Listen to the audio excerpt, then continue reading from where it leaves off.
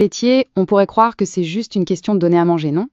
Eh bien, en plongeant dans ces données, on réalise vite qu'il s'agit plutôt de gérer un moteur biochimique d'une complexité vertigineuse. C'est littéralement un jeu d'équilibriste à haut risque.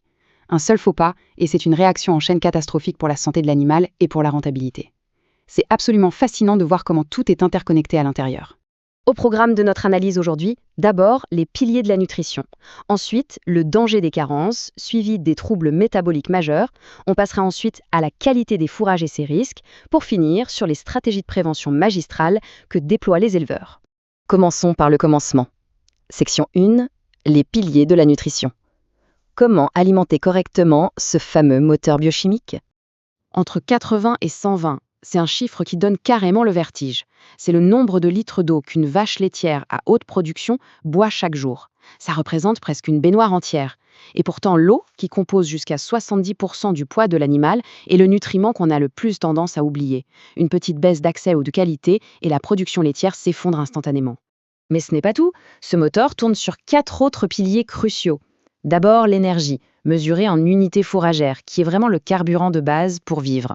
Ensuite, les protéines, indispensables pour fabriquer le lait et les tissus. Puis les minéraux, pour la charpente et les enzymes. Et enfin, les vitamines pour l'immunité. Le grand défi de la nutrition, il faut calibrer tout ça au millimètre près, surtout pendant les semaines hyper critiques autour du vélage, quand le métabolisme s'emballe complètement. Section 2, le danger des carences. C'est ce que l'on appelle les voleurs silencieux. Que se passe-t-il exactement quand ce bel équilibre vacille ? C'est là qu'on touche à un paradoxe biologique dingue, la fièvre de lait. En toute logique, on se dit, la vache manque de calcium au vélage, donc donnons-lui plus de calcium juste avant. Sauf que c'est la pire chose à faire.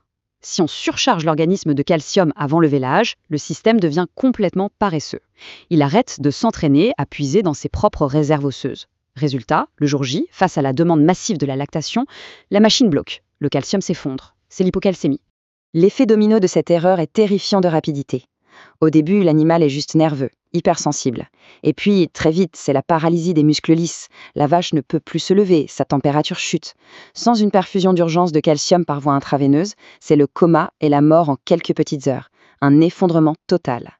Mais le vrai piège économique, c'est le mal qu'on ne voit pas du tout. L'hypocalcémie subclinique.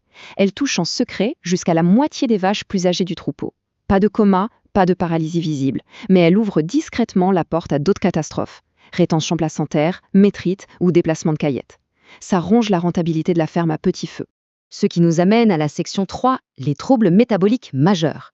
Autrement dit, ce qui se passe quand le système disjoncte pour de bon. Prenons l'exemple de l'acétose. Sa progression est implacable.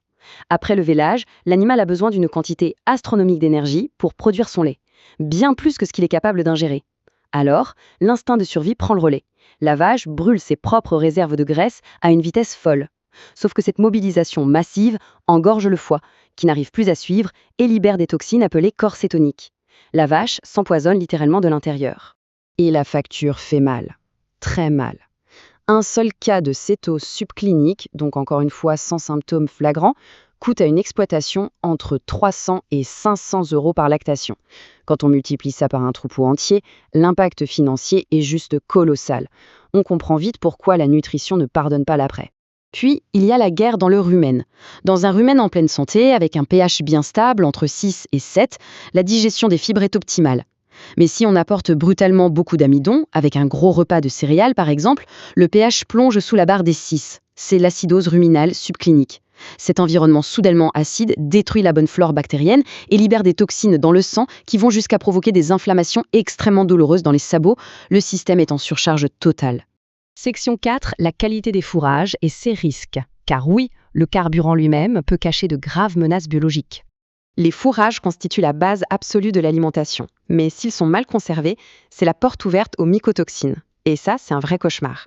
Ces toxines, produites par des moisissures microscopiques, font des ravages. Le fusarium, par exemple, crée de la zéaralénone qui perturbe carrément le système hormonal et provoque des avortements en série. Et pire encore, l'aspergillus génère des aflatoxines qui détruisent le foie et peuvent même contaminer le lait. Là, on touche à un enjeu de santé publique extrêmement réglementé. Heureusement, il y a des solutions. Section 5, les stratégies de prévention magistrale pour reprendre le contrôle de tout ça. La première arme de précision, c'est la ration totale mélangée, ou RTM. Les vaches, c'est un peu comme nous. Si on sépare les aliments, elles vont naturellement trier et manger ce qui est le plus sucré ou appétissant en premier, ce qui détraque complètement leur digestion. En mélangeant intimement tous les fourrages concentrés et minéraux dans une grosse mélangeuse, on empêche ce tri. Chaque bouchée devient un repas parfaitement équilibré. C'est tout simplement brillant. Ensuite, il y a l'art de l'observation visuelle, avec la note d'état corporel. C'est crucial. Il faut cibler une note stricte de 3.0 à 3.5 au vélage. Surtout, ne jamais dépasser 3.75, sinon on fonce tout droit vers le fameux syndrome de la vache grasse. Et si on observe une perte de plus d'un demi-point en un mois, alerte rouge. C'est le signe qu'une crise métabolique silencieuse est en train d'exploser. Mais la stratégie agronomique sans doute la plus fascinante de cette synthèse, c'est la gestion du BACA, le bilan alimentaire cation-anion. En créant un léger déséquilibre électrique dans la ration avec des charges négatives 3 semaines avant la naissance, on acidifie un tout petit peu le sang. Ça trompe littéralement le corps de l'animal, l'obligeant à puiser dans ses os pour neutraliser l'acidité. Du coup, le jour du vélage, le mécanisme de mobilisation du calcium est déjà hyper musclé et opérationnel. On évite ainsi l'hypocalcémie. C'est vraiment de la haute voltige. En regardant toutes ces données, une question fondamentale se pose. La nutrition d'un troupeau peut-elle encore être laissée au hasard ou doit-elle être guidée par une précision scientifique absolue? Quand on réalise l'impact d'un simple déséquilibre minéral ou d'une baisse de pH, il devient évident que le succès repose sur cette maîtrise proactive.